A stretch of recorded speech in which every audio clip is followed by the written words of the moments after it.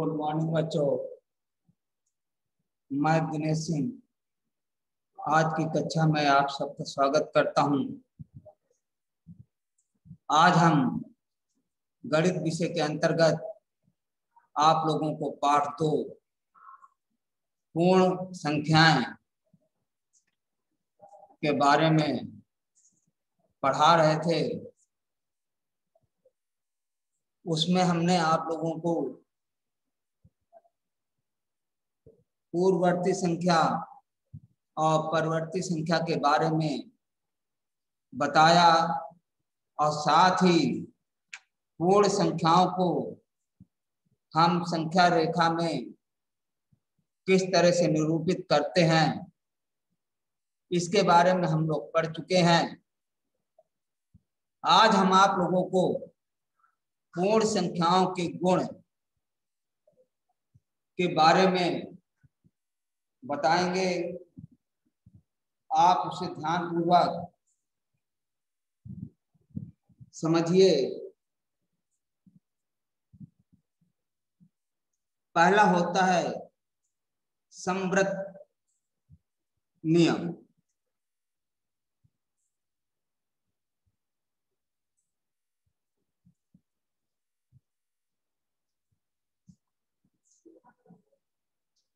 संवृत नियम, इसी को हम इंग्लिश में क्लोज्ड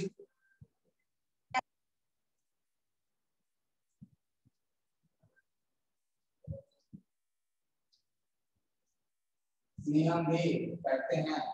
ये जो नियम है कि दो पूर्ण संख्याओं का योग तथा दो पूर्ण संख्याओं का गुणा भी एक पूर्ण संख्या प्राप्त होती है।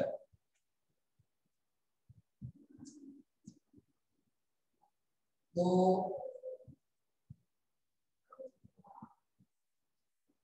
पूर्ण संख्याओं का योग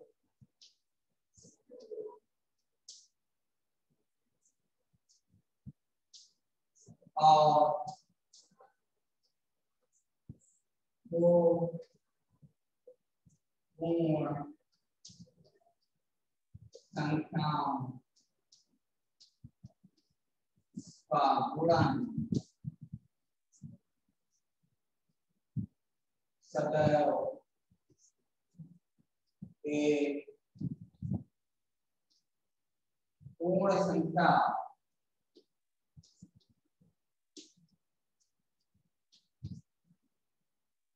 प्राप्त होती है।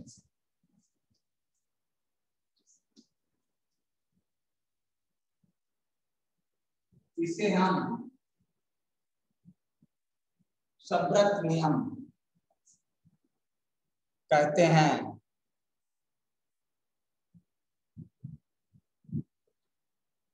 आप देख सकते हैं कैसे 2 धन 3 बराबर 5। यहाँ 2 हमारी पूर्ण संख्या है और 3 भी पूर्ण संख्या है, किंतु इन दोनों का जब हम योग करते हैं तो हमें एक पूर्ण संख्या ही प्राप्त होती है।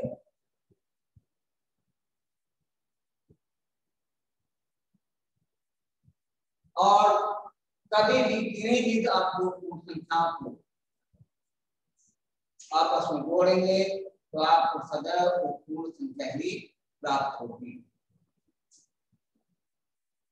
ये हमारा योग का संवृत नियम कहलाता है। और 2 गुणे 3 बराबर 6, यहाँ ये हमारा गुणन का संवृत नियम कहलाता है। तो योग और गुणन पर हमारा संवृत नियम लागू होता है। संवृत नियम ये है कि किन्हीं भी 2 संख्याओं का योग या किन्हीं भी 2 संख्याओं का गुणन सदैव एक पूर्ण संख्या प्राप्त होती है, जबकि व्यवकलन में और भाग में शब्दक नियम लागू नहीं होता है।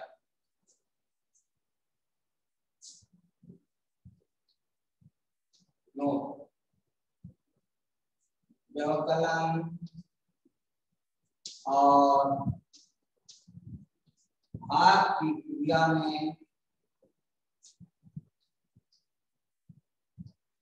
में शब्दक नियम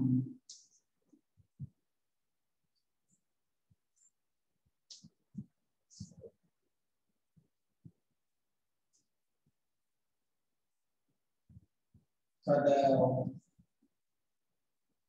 लागू नहीं होता है।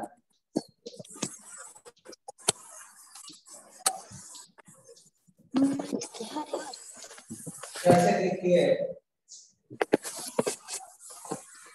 अगर हम 3 में 2 घटाएं तो हमारा -1 आता है, जबकि -1 एक पूर्ण संख्या नहीं है, क्योंकि पूर्ण संख्या कभी भी माइनस में नहीं होती हैं। इसी तरह अगर हम भाग करें 2/4 तो ये हमें 1/2 प्राप्त होगा। तो इस तरह से हमारी व्यवकलन और भाग में शब्दक नियम लागू हो भी सकता है और नहीं भी हो सकता है, किंतु योग और गुणनफल शब्दक नियम सदैव लागू होता है, क्योंकि पूर्ण संख्याएं हमारी 0 से अनंत तक होती हैं। माइनस में पूर्ण संख्याएं नहीं होती, न भिन्न के रूप में हमारी पूर्ण संख्याएं होती हैं। तो इस तरह से आप कह सकते हैं कि शब्दक नियम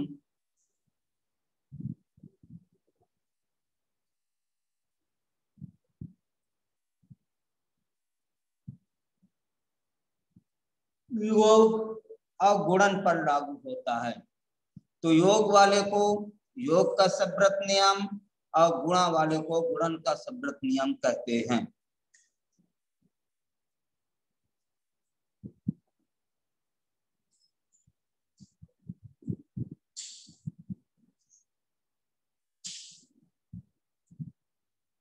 एक चीज यहाँ पर और है कि पूर्ण संख्याओं का 0 से विभाजन परिभाषित नहीं है, क्योंकि यदि हम पूर्ण संख्या में 0 से भाग देते हैं तो हमें अनंत प्राप्त होता है।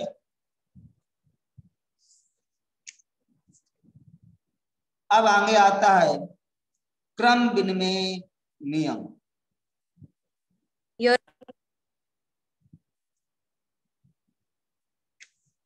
दूसरा है क्रम विनिमय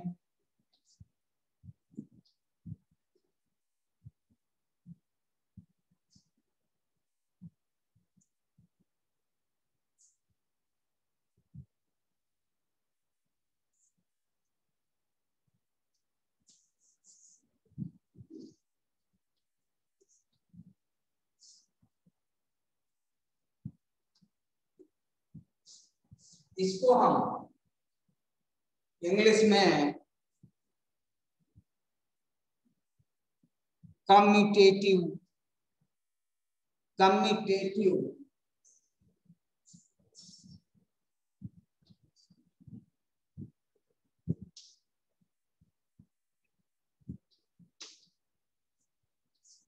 लॉ भी कहते हैं।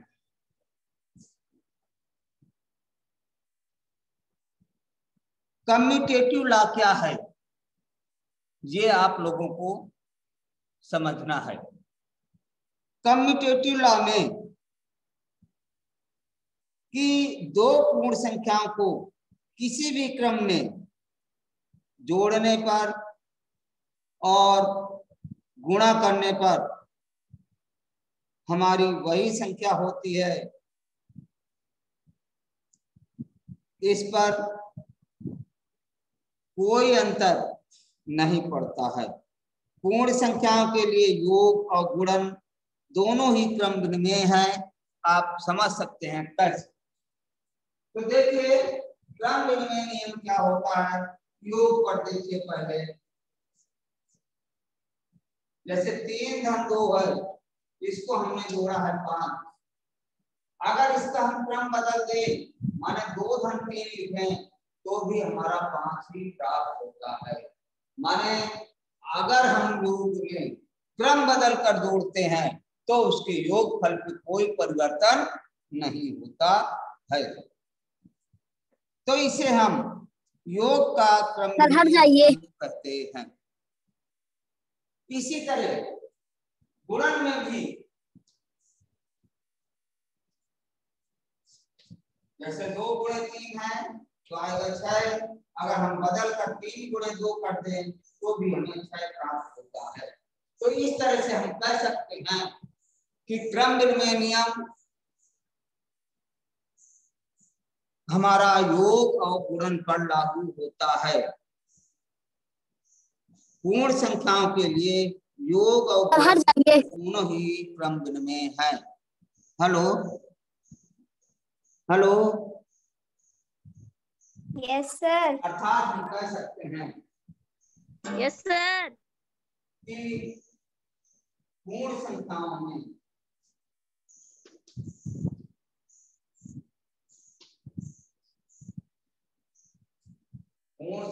में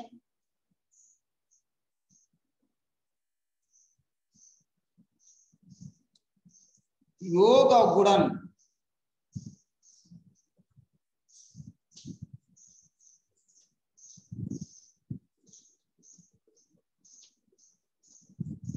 दोनों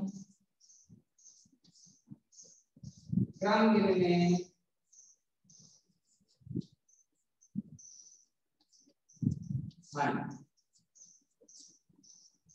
जबकि व्यवकलन में देखिए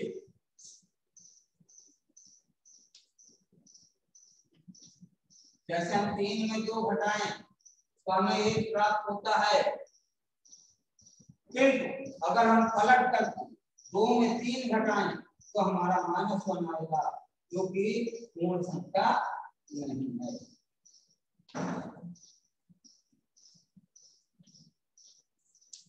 इसी तरह अगर हम भाग में देखें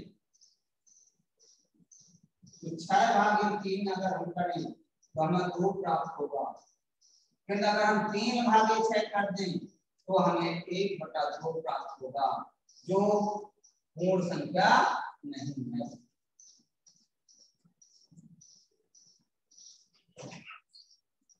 अर्थात हम कह सकते हैं कि पूर्ण संख्याओं में योग और गुणन दोनों क्रम में हैं, जबकि व्यवकलन और भाग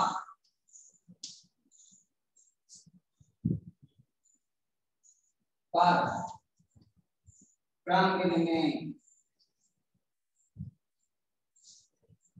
नियम लागू नहीं होता।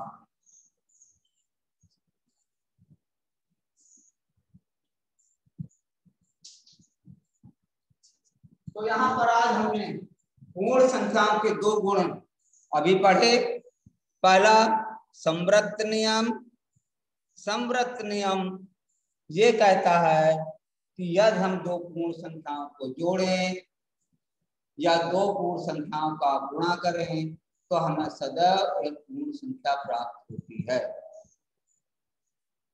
तो संवृत्त नियम योग और गुणन पर लागू होता है, जबकि व्यवकलन और भाग पर लागू नहीं होता है। उसी तरह से क्रम विनिमय नियम है। क्रम विनिमय नियम आप उसके नाम से समझ सकते हैं कि क्रम बदल कर जोड़ने पर और क्रम बदल कर गुणा करने पर उसके मान में कोई परिवर्तन नहीं होता है, जबकि व्यवकलन और भाग पर यह नियम लागू नहीं होता है। अब हमारा तीसरा नियम आता है साहचर्य नियम।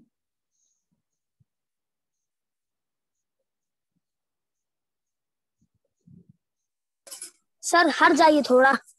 अच्छा,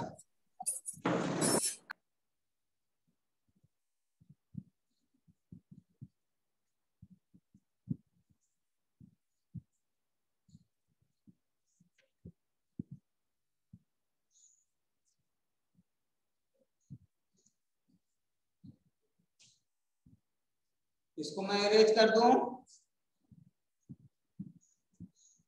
इसको इरेज कर दूं। Yes sir. 2 नंबर अच्छा, सर 2 नंबर का यूज मत करिएगा सर, नीचे वाला मनी आखिरी वाला कोने साइड वाला मत इरेज करिएगा। अरे यार तो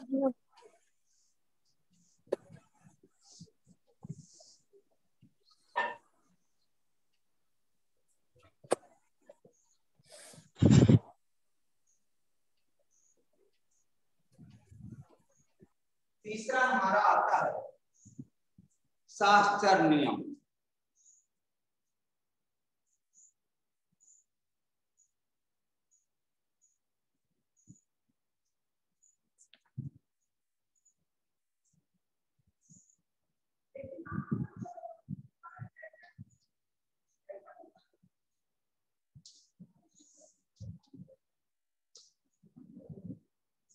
इसको हम करते हैं एसोसिएटिव लॉ।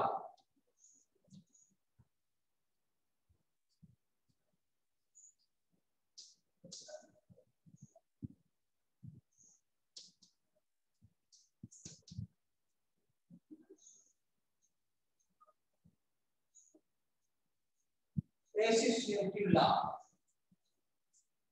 तो यह भी हमारे योग और गुणन पर लागू होता है।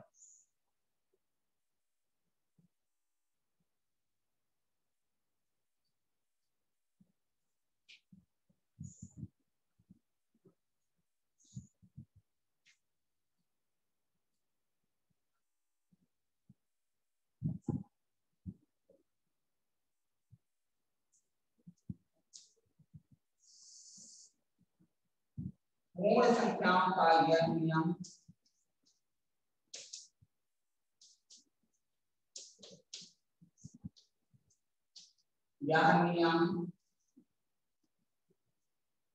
भी योग और गुणन पर लागू होता है। अब आप इसको समझ सकते हैं कि किस तरह से लागू होता है। साहचर्य नियम का मतलब क्या है?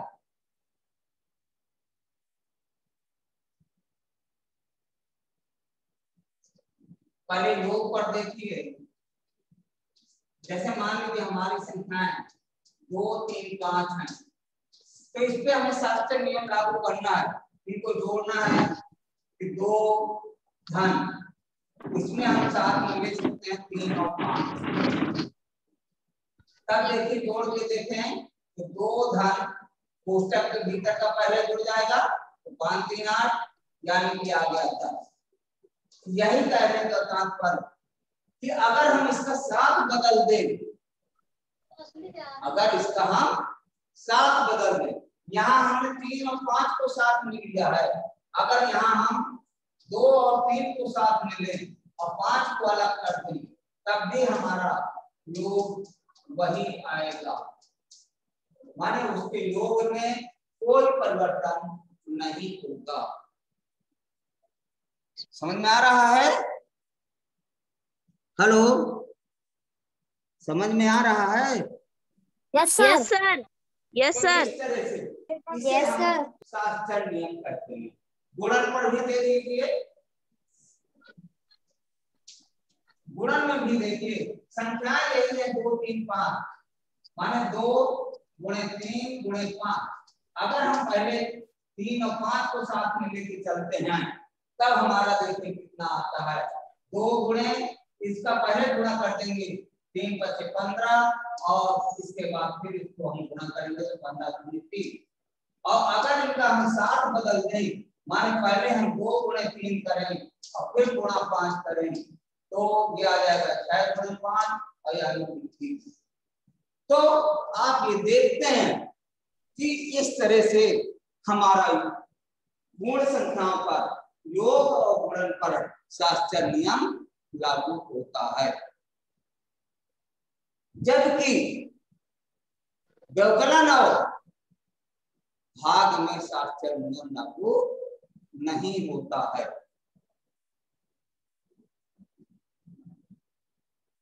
आप उसे करके देख सकते हैं।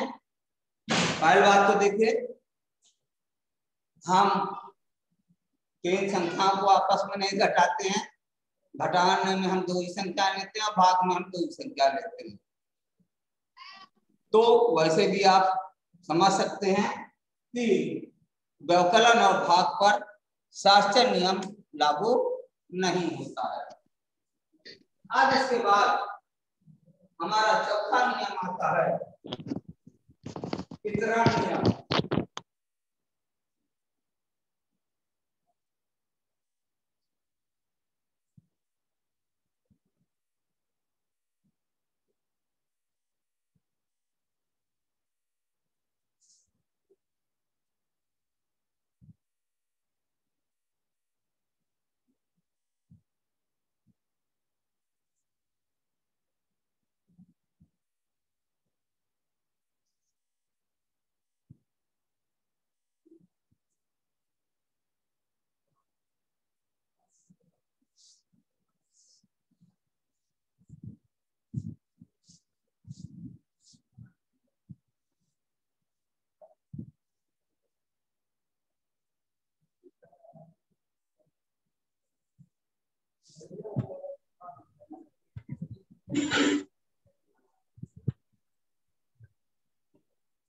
चौथा है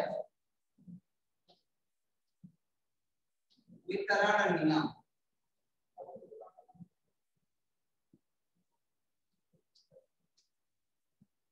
इसे हम कहते हैं डिस्ट्रीब्यूटेड लॉ।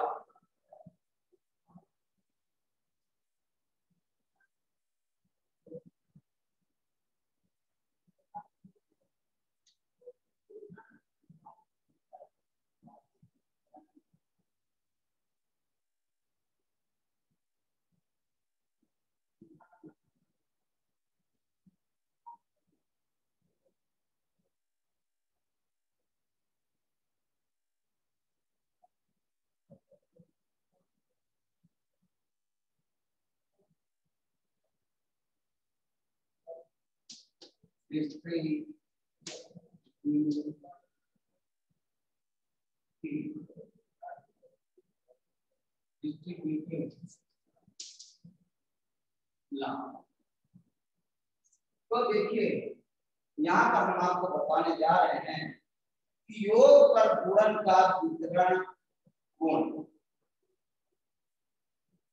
योग पर गुणन का वितरण गुण।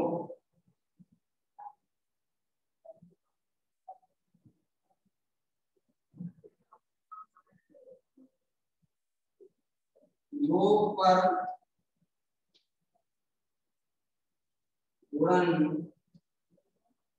का वितरण देखिए कैसे होता है, आप मुझे देखना। जैसे देखिए 2 है, गुणा है 3 धन 5। तो वैसे अगर आप इसको हल करते, यहाँ पर आप देख सकते हैं, यहाँ पर पहले देखिए 5 और 3 गुणा पुस्तक का 8 आता, 8 में 2 का गुणा करते तो हमारा 16। फिर इसको हम दूसरे ढंग से करें तो वितरण नियम देखिए क्या होता है कि 2 गुणे 3 पहले 2 जो है 3 को भी मिलेगा सिद्धांत तो 5 में भी विकसित होगा।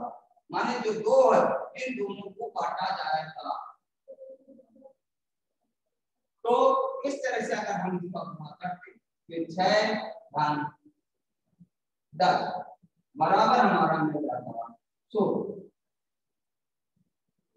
तो ये हमारा योग पर गुणन का वितरण है।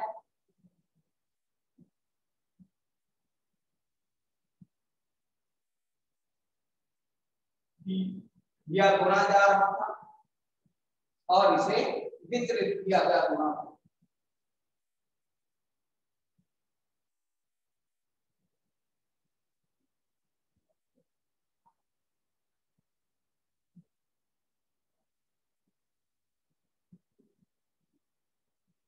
तो इस तरह से आज आपने 4 नियम पढ़े पूर्ण संख्या पर। पहला समवर्त नियम, दूसरा क्रमनिर्णय नियम, तीसरा साक्षात्कार नियम और चौथा वितरण नियम।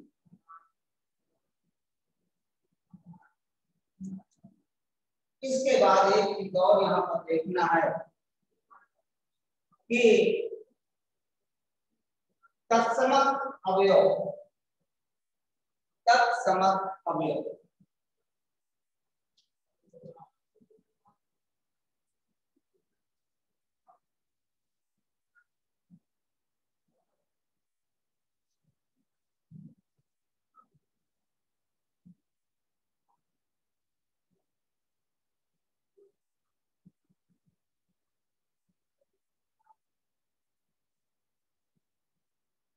तत्समक अवयव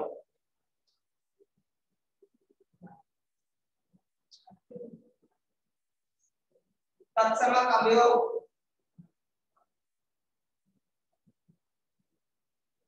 माने आइडेंटिटी एलिमेंट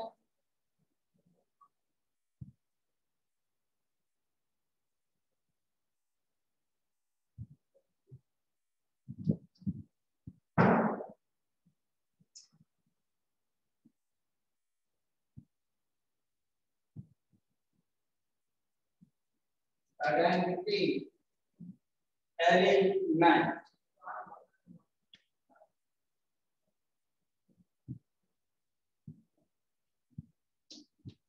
आइडेंटिटी एलिमेंट यहाँ पर हमारे 2 एक योज्य तत्समक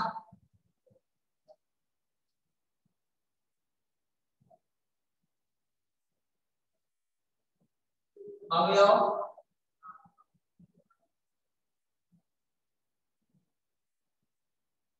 योग्य तत्समक अवयव जिसे हम एडिटिव कहते हैं।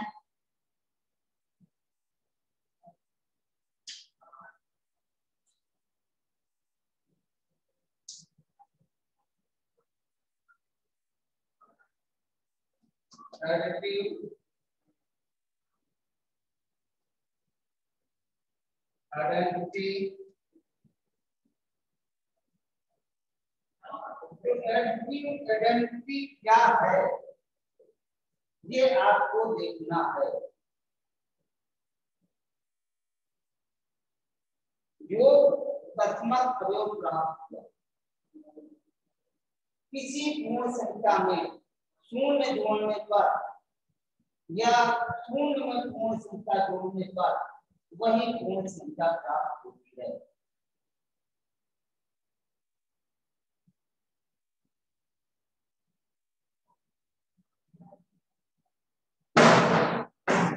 माने किसी भी संख्या में यदि हम शून्य को जोड़े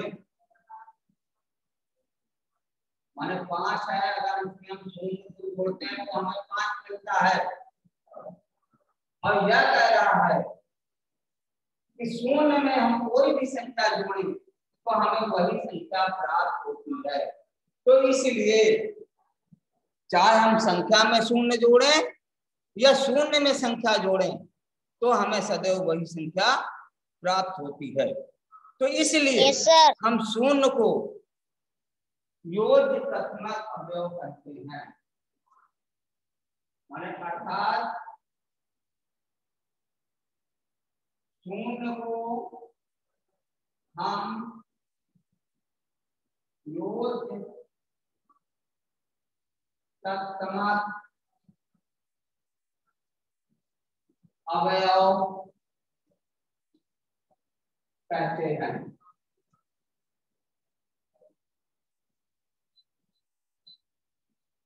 इसी तरह से हम गुणनत्मक अवयव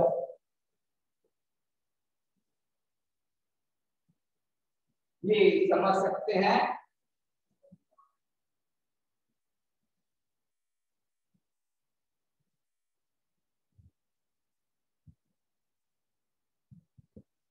या गुणात्मक तत्समक अवयव।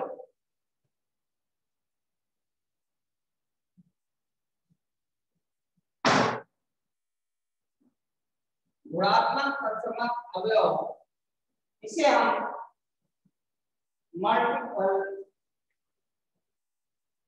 पैरेललिटी भी कहते हैं।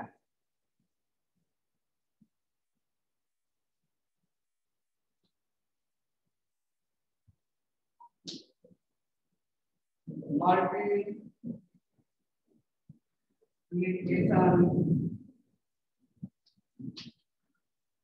मल्टीप्लिकेटिव पैरेललिटी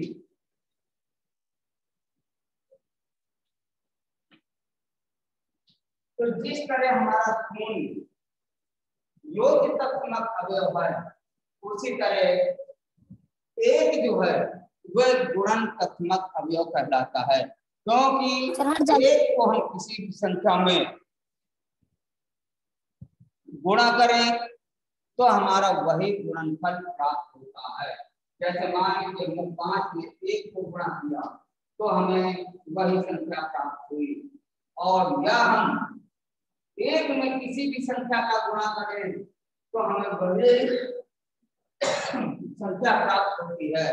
इस तरह से हम ये देखते हैं कि 1 में हम किसी भी संख्या का गुणा करें या किसी भी संख्या का 1 में गुणा करें हमारा वही गुणनफल प्राप्त होता है। अर्थात हम कह सकते हैं अर्थात 1 को हम गुणन तत्समक अवयव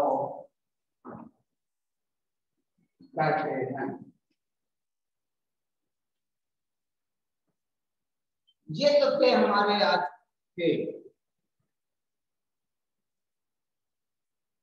पूर्ण संख्याओं से संबंधित गुण और योज्य तत्समक अवयव तथा गुणन तत्समक अवयव। इससे संबंधित जो प्रश्नावली है 2.2 उसे कल हम पढ़ेंगे और ये देखेंगे कि ये नियम उन पर कैसे लागू होते हैं। धन्यवाद। सर सामने से हट जाइए।